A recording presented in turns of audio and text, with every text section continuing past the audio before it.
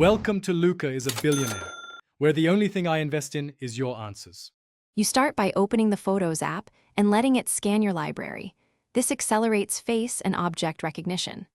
Once done, make sure iCloud Photos is enabled to sync edits across devices. You should also confirm permissions for camera, microphone, and background app refresh so live photos and uploads work uninterrupted. Now tap Albums to see the new Smart Folders and Memories cards. These are where the app surfaces highlights and gives contextual suggestions.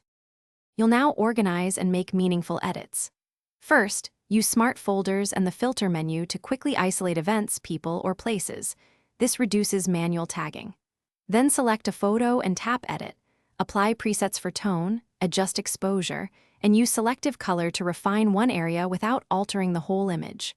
Also leverage live text and visual lookup to copy text, translate, or identify items. These steps save time when sorting and repurposing content. You finish by sharing and safeguarding your photos.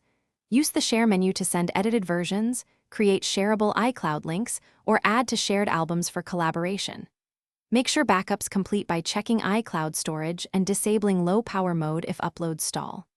If sync or edits don't appear, open Settings, toggle iCloud Photos off briefly, then back on to force reindex. If problems persist, check Recently Deleted before restoring. That quick troubleshoot fixes most common hiccups.